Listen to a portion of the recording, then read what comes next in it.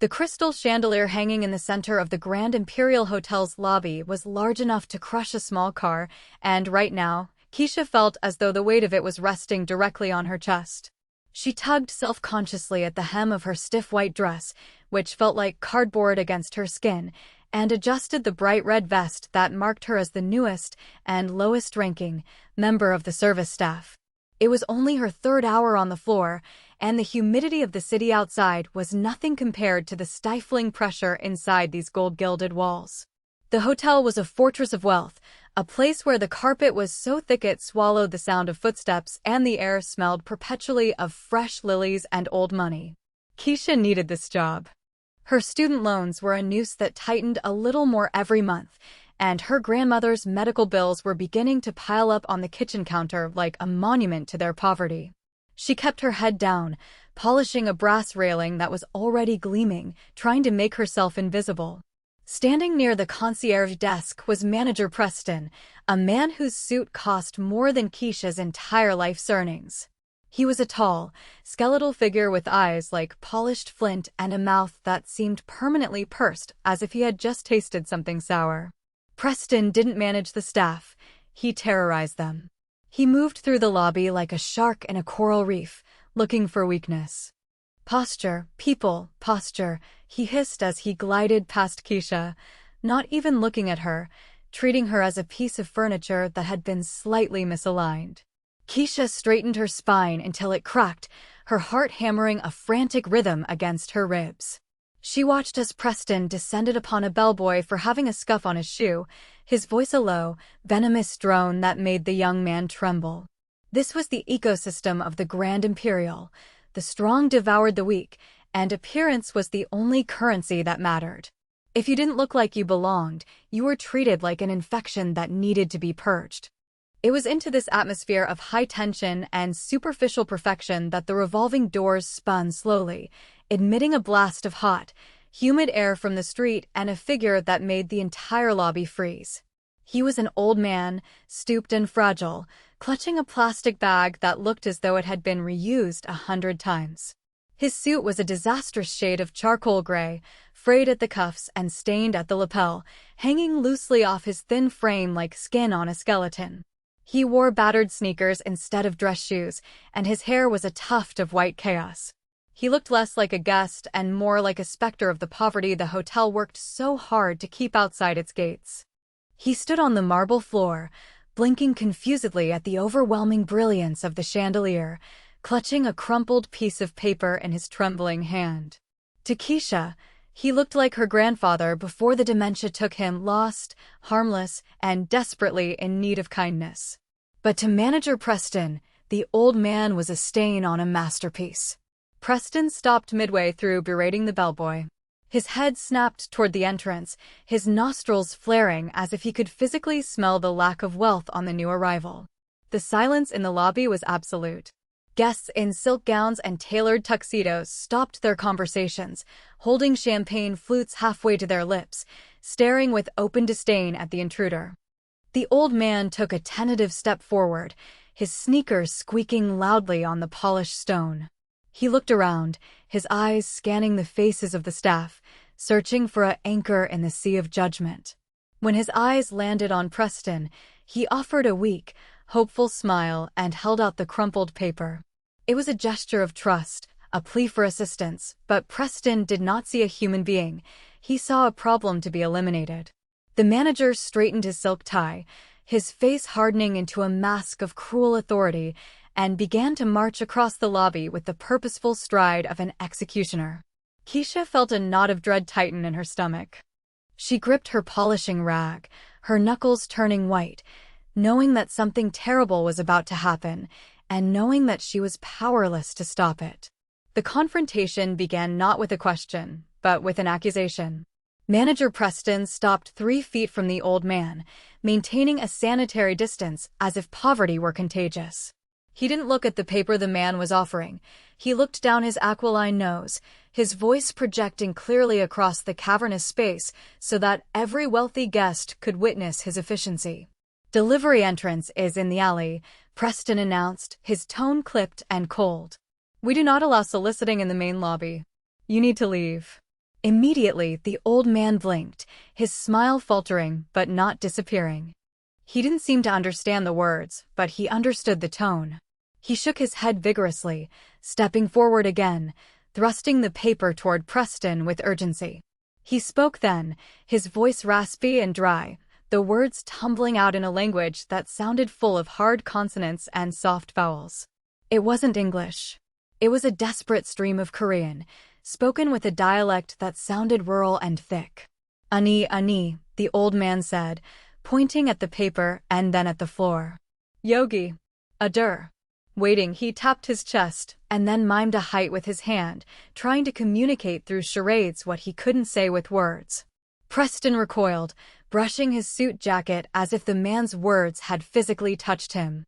I do not speak gibberish, Preston sneered, his volume rising. And I certainly do not have time for vagrants playing games. This is a 5-star establishment, not a homeless shelter. Security. The word cracked like a whip. 2 burly men in dark suits detached themselves from the shadows near the elevators and began to move in. The old man's eyes widened in panic. He clutched the plastic bag to his chest, backing away, continuing to speak in rapid, pleading Korean. He was saying something about a reservation, about a meeting, but to the ears of the hotel staff and the wealthy patrons, it was just noise. Kesha watched from her station near the brass planters, her heart breaking. She knew that look of frustration. She had seen it on her grandmother's face when she tried to navigate the healthcare system, the look of someone who knows they are right but lacks the power to prove it. The guests were beginning to titter, whispering behind their hands, amused by the spectacle. How did he even get past the doorman? A woman in emerald silk whispered loudly.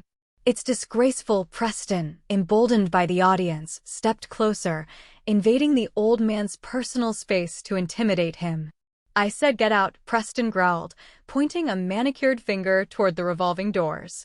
Before I have you thrown into the gutter where you belong, the old man wasn't moving fast enough for Preston's liking. The manager reached out and slapped the paper from the old man's hand. It fluttered to the marble floor, landing face down. The old man let out a small, pained cry and bent to retrieve it, his knees cracking audibly.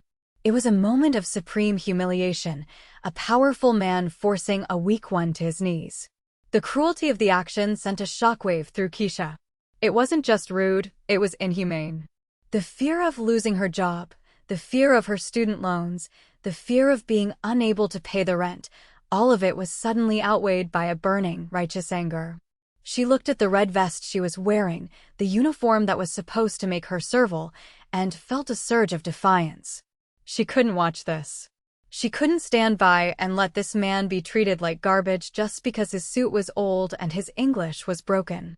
She took a breath, a deep, steadying inhale that smelled of lilies and injustice, and she let go of the brass railing. Her feet moved before her brain could talk her out of it. The click of her sensible work shoes on the marble sounded like gunshots in the quiet lobby as she abandoned her post and walked straight into the center of the conflict. Manager Preston was looming over the crouching figure of the old man, signaling the security guards to grab him, when a clear, steady voice cut through the tension. Jamkin Manio, Kesha said. The word hung in the air, alien and unexpected. Preston froze, his head whipping around to see who had dared to interrupt him. He looked at Kesha, his eyes narrowing in confusion and rage, seeing only the new girl, the nobody in the white dress and red vest. But the effect on the old man was instantaneous. He stopped reaching for the paper and looked up, his eyes wide with disbelief. He looked at Kesha as if she were an angel descending from the chandelier. Kesha stepped between the security guards and the old man, planting her feet firmly. She looked down at him, her expression softening into one of profound respect. Gwanchan Yuzio, Harabiaji, she asked gently. Are you okay, grandfather? The silence that followed was heavy, filled with the shock of the onlookers. A waitress, a black woman in a service uniform, speaking fluent, tender Korean to a vagrant. Preston's face turned a shade of mottled red. What do you think you are doing? He hissed, stepping toward her. Get back to your station, or you can join this trash on the street. Kesha ignored him. She focused entirely on the old man. She knelt down, disregarding the rule about staff never sitting or kneeling in the lobby, and helped him pick up the crumpled paper. The old man's hands were shaking, his skin like parchment paper, dry and cool. He grabbed her hand with surprising strength, his eyes welling with tears. "Gamsahamnida," he whispered, his voice cracking. "Thank you." No one listen. Kesha smiled at him, a genuine, warm smile that illuminated her face. "I'm listening," she said in Korean. "Tell me what you need." She had learned the language years ago, working in a bodega in Queens owned by the Kim family. Mrs. Kim had treated her like a daughter, teaching her the language while they stocked shelves, sharing stories of her homeland. Kesha had absorbed it all, the rhythm, the honorifics, the heart of the culture. It was a skill she hid, usually irrelevant in her world, but now it was a shield. The old man poured out his story in a rush of words. He wasn't a beggar. He was a father. He had traveled halfway across the world to meet his son. His son, who had been estranged for years, had sent for him, telling him to meet at this hotel. The paper was the confirmation number for the penthouse suite. Kesha stood up, the paper in her hand. She turned to face Preston, her fear replaced by a cold resolve. She held the paper out, not with the trembling hesitation of the old man, but with the steady authority of someone holding the truth. "He isn't a vagrant, sir," Kesha said, her voice projecting to the guests watching. "He is a guest. He has a confirmation number for the penthouse suite. He is waiting for his son." The revelation rippled through the crowd. Whispers of surprise exchanged between the wealthy patrons. But manager Preston did not look at the paper Kesha held out with the authority of a judge presenting a verdict. Instead, he looked at her hand as if it were covered in filth. He let out a short, sharp laugh that sounded like glass breaking, a sound devoid of humor and filled entirely with incredulity. To him, the idea that this shuffling, disheveled old man could afford a cup of coffee in the lobby, let alone the penthouse suite, the crown jewel of the Grand Imperial, reserved for royalty and tech moguls, was not just impossible, it was offensive. It was a lie so bold it insulted his intelligence. He snatched the paper from Kesha's hand, not to read it, but to crumple it into a tight ball in his fist. "You are delusional," Preston spat, his voice dropping to a dangerous, quiet register that was far more terrifying than his shouting. "And you are fired. Get your things. Get out." Now, he didn't even look at the confirmation number. He didn't need to. In his world, truth was determined by appearance, and the man on the floor failed the test. Kesha felt the blood drain from her face, her heart hammering against her ribs like a trapped bird. Fired. The word echoed in her mind, carrying with it the terrifying weight of consequences. The eviction notice, the unpaid tuition, the medication her grandmother needed to breathe. But as she looked down at the old man, who was now trembling violently, clutching the hem of her white dress like a lifeline, the fear of poverty was eclipsed by a fierce, protective instinct. She couldn't leave him. If she left now, the security guards would drag him into the alley like a bag of trash. "I'm not leaving until he is safe," Kesha said, her voice shaking, but her feet planted firmly on the marble. "And you are making a mistake. A massive mistake. Look at the paper, Preston. Just look at it." Her use of his first name, stripped of the honorific manager, made the veins in Preston's neck bulge. He turned to the security guards, his face twisted into a mask of pure malice. "Remove them both," he ordered. "Throw them in the street. If they resist, call the police and have them arrested for trespassing." The two guards, large men with faces of stone who were paid not to ask questions, stepped forward. One of them reached for the old man's arm, his grip rough and unyielding. The old man cried out, a high, thin sound of pain that cut through the murmuring of the wealthy guests. "Hajima! Hajima!" he pleaded, shrinking back. Kesha moved instantly, slapping the guard's hand away with a resounding crack that silenced the lobby. "Don't you touch him," she screamed, her voice raw with emotion. "He is a human being. What is wrong with you people?" The guests gasped. A waitress striking security? It was mutiny. It was chaos. Preston looked as though he was about to have an apoplexy. "Grab her," he shrieked, losing his composure entirely. "Drag her out by her hair if you have to. The violence in the air was palpable, a physical weight pressing down on them. Kesha backed up, shielding the old man with her body, bracing herself for the impact, knowing she was about to be hurt, knowing she had lost everything, but unable to step aside. She closed her eyes, preparing for the rough hands of the guards, whispering a soft reassurance to the old man in Korean, telling him she wouldn't let them take him. The violence Kesha anticipated never came.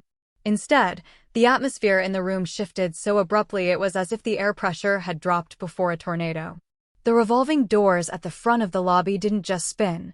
They were held open by men in dark sunglasses who moved with the precision of a paramilitary unit.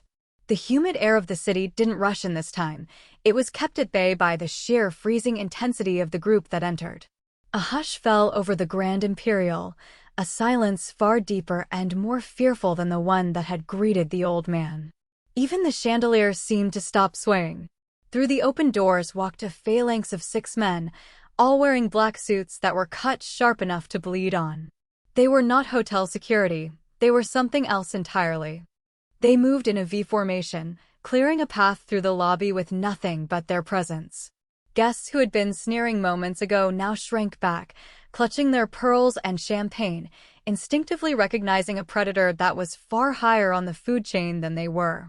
At the point of the V walked a man who radiated power like heat from a furnace.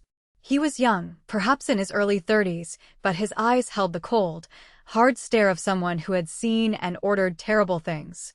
He wore a navy blue suit that likely cost more than the hotel's annual renovation budget, tailored to perfection over a lean, muscular frame. His hair was slicked back, revealing a sharp, angular face that was handsome in a terrifying way.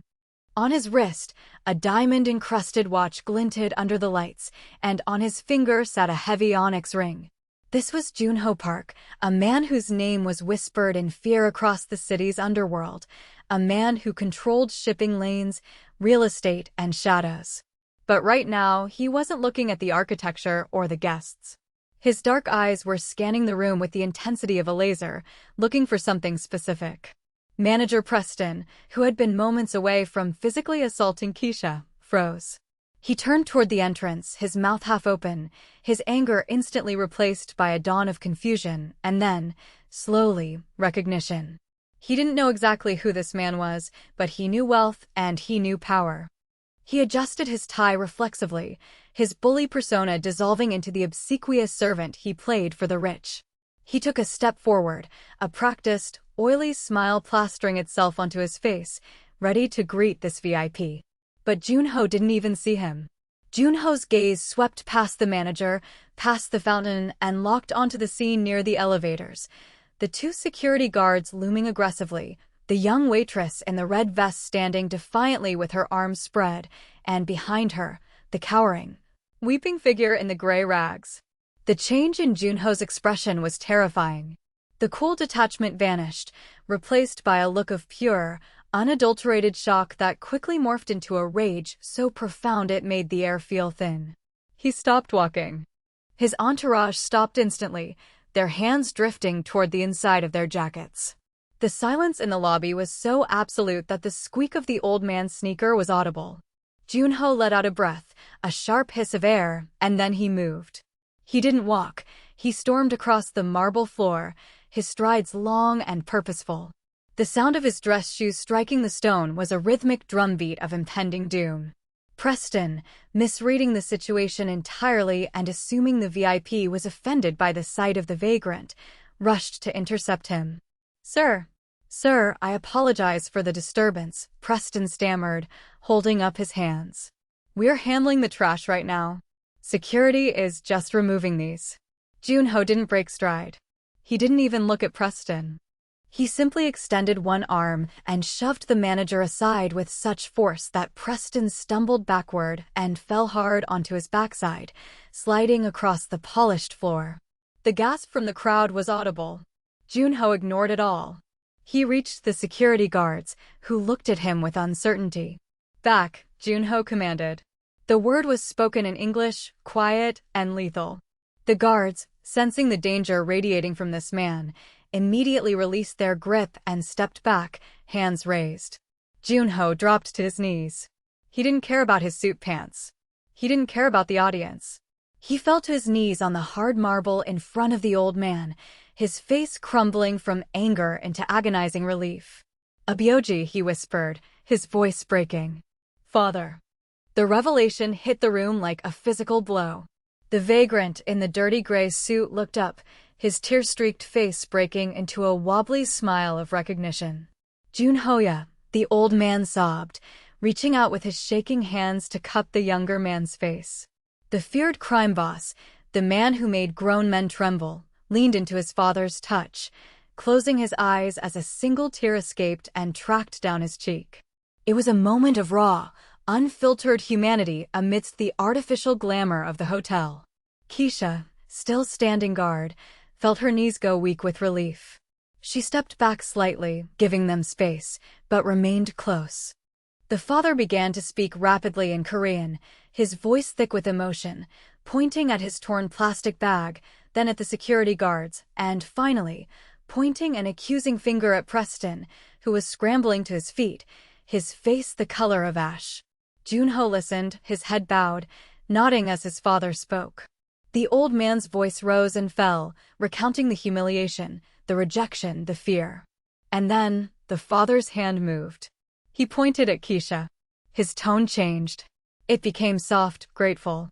He mimed the action of her standing in front of him. He tapped his heart. "Kansa," he said. "Angel." He looked at his son and nodded vigorously, patting Kesha's hand where it hung by her side. Junho looked up then. He looked at Kesha. The coldness was gone from his eyes, replaced by a look of intense, piercing assessment. He saw the cheap uniform, the tired eyes, the defiant stance she had taken to protect his father.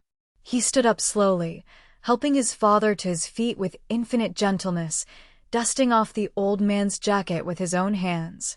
Then he turned to face the room. The transformation was instant. The loving son vanished, and the monster returned. Junho turned slowly to face manager Preston. The silence in the lobby was suffocating. Preston was standing now, brushing off his trousers, trying to regain some shred of dignity, but his hands were shaking uncontrollably. He knew. Everyone in the room knew. He had just assaulted the father of a man who looked like he owned the city. Junho walked toward Preston, his movements slow and predatory. "You," Junho said, his voice echoing off the vaulted ceiling. "You called my father trash." Preston swallowed hard, his Adam's apple bobbing. "Sir, I didn't know," he squeaked, his voice pitching high with terror. He didn't have identification. He looked. The dress code. It was a misunderstanding. A terrible misunderstanding. Preston looked around for support, but the wealthy guests had turned their backs, dissociating themselves from the sinking ship.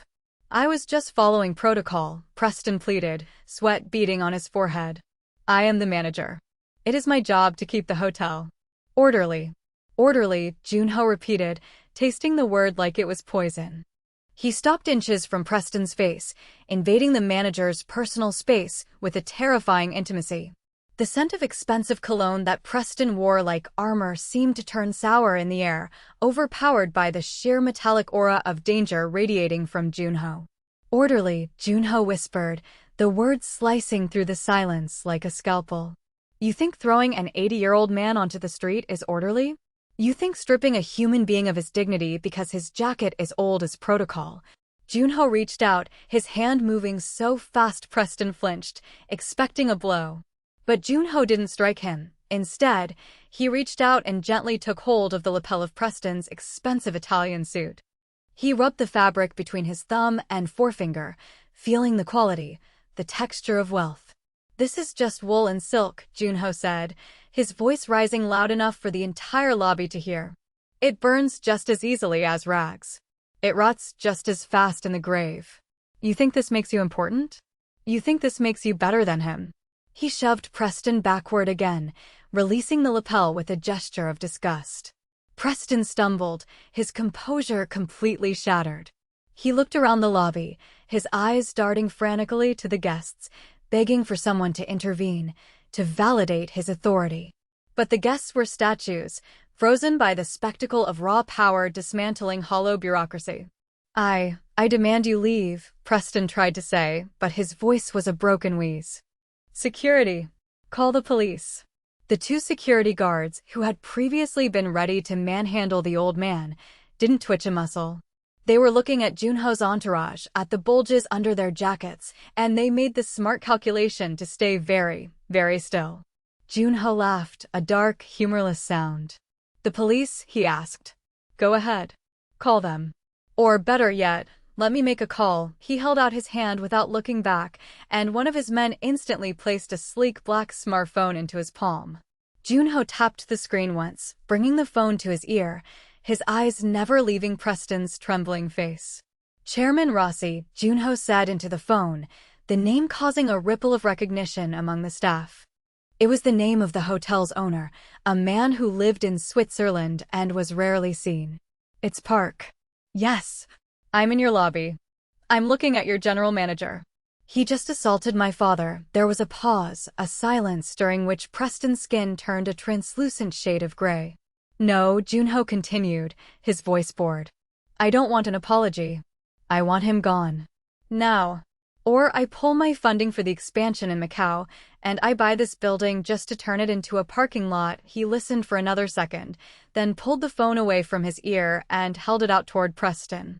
He wants to speak to you. Preston took the phone with shaking hands, looking like he was holding a live grenade. And Mr. Chairman, he stammered. The voice on the other end was loud enough for Kesha to hear from where she stood. It was a stream of furious invective, a dismissal so absolute and brutal that it felt like a physical beating.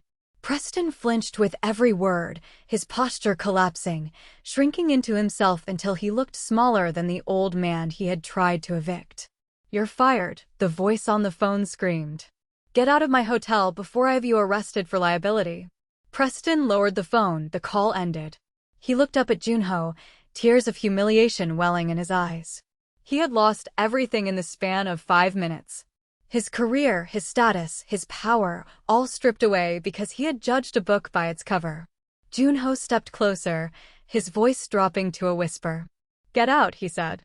And if I ever see you near my father or this woman again, the police will be the least of your worries. Preston didn't wait. He turned and ran, his expensive shoes slipping on the marble, fleeing the lobby in disgrace, the heavy revolving doors spinning behind him like a closing chapter. With the toxicity of Preston removed, the atmosphere in the lobby instantly transformed. The tension evaporated, replaced by a profound, reverent silence. Junho turned his back on the fleeing manager as if he no longer existed and focused his entire attention on the two people left standing near the brass planters, his father and Kesha. The transition in his demeanor was jarring. The predator vanished, and the gentleman appeared. He walked over to Kesha, who was still standing protectively near the old man, her hands clasped in front of her red vest, her heart rate slowly returning to normal. She felt suddenly incredibly self-conscious. She was just a waitress, a nobody with debt and a grandmother to care for, and she had just been at the center of a Mafia power play. She moved to step away, to fade back into the background where staff were supposed to be, but the old man caught her hand. Gajima, the father said softly. Don't go. He looked at his son and gestured to Kesha, speaking rapidly in Korean again. He told Junho about the water, about the kindness, about how she had stood between him and the guards when everyone else had laughed. He told him how she spoke their language, how she had called him grandfather. Junho listened, his expression softening with every word. He looked at Kesha, really looked at her, seeing past the uniform. He saw the frayed edges of her sleeves, the fatigue in her eyes, the quiet strength in her posture. He saw someone who knew what it was like to struggle and had chosen kindness over safety. Junho bowed. It wasn't a nod, it was a deep, formal bow from the waist, a sign of supreme respect that sent a shockwave through the watching staff. A man of his stature bowing to a waitress was unheard of. I am in your debt, Junho said, his English perfect, his voice rich and sincere. My father. He has dementia. He wanders sometimes. He remembered this hotel from a trip we took 20 years ago. I was terrified I had lost him. He straightened up, his dark eyes locking onto hers. You saved him. You protected him when no one else would. You saw a human being where others saw a nuisance. He reached into his jacket pocket and pulled out a business card, heavy and black with gold lettering and a pen. He wrote something on the back of it swiftly. What is your name? He asked. Kesha, she whispered. Kesha Williams. Junho nodded. Kesha, you are no longer a waitress here. Unless you want to be. He handed her the card. My family honors its debts. You have financial burdens? School? Family? Kesha nodded, tears pricking her eyes. My grandmother. And student loans. Junho didn't smile, but his eyes were kind. Consider them handled. All of them. And consider this a job offer. I need people with your integrity. People who are brave enough to do what is right, not what is easy. He turned to his father, wrapping an arm around the old man's shoulders. Come, Abioji. Let's get you some food. The old man patted Kesha's cheek one last time, beaming. Gamowo, Agassi, he said. Thank you, young lady. As they walked away, surrounded by their security detail, the lobby remained silent. Kesha looked down at the card in her hand. On the back, Junho had written a number and a single phrase, loyalty is rare. Name your price. She looked up, watching them disappear into the elevator that led to the penthouse. The other staff members were staring at her, some with jealousy, some with awe. But Kesha didn't feel like the waitress in the stiff white dress anymore. She took a deep breath, the air smelling of lilies and, for the first time in a long time, hope. She untied her red vest, folded it neatly over the brass railing, and walked toward the exit. She had a phone call to make to her grandmother. 5 years later, the Grand Imperial Hotel was hosting its annual charity gala, a night where the city's elite gathered to flaunt their wealth under the guise of philanthropy. The chandelier was the same, the marble floors were just as polished, but the atmosphere was different. There was a warmth to the service, a diversity in the staff, a sense of humanity that hadn't existed before. At the center table, near the stage, sat Junho Park, looking older, more settled, his sharp edges smoothed by time. Next to him sat his father, frail now but happy, dressed in a suit that fit perfectly. And standing at the podium, addressing the room, was the guest of honor. She wore a gown of deep emerald green that complemented her skin perfectly, her hair styled in elegant braids. She radiated confidence and authority, commanding the attention of every CEO and dignitary in the room. It was Kesha. But she wasn't a waitress. She was the director of the Han Park Foundation, a non-profit organization dedicated to providing legal aid and healthcare advocacy for the elderly and immigrant communities in the city. She had finished her law degree 3 years ago, paid for in full by the Park family, and had dedicated her life to fighting the very systems that had once tried to crush her and the old man. Justice, Kesha said into the microphone, her voice clear and resonant, is not about the clothes you wear or the language you speak. It is about the ability to see the humanity in the person standing in front of you. She looked down at the table where Junho and his father sat. The old man waved at her, a napkin tucked into his collar, his smile as bright as it had been that day in the lobby. Junho raised his glass in a silent toast, a look of profound pride on his face. He had kept his promise. He had cleared her debts, paid for her grandmother's surgeries, and given her the platform to change the world.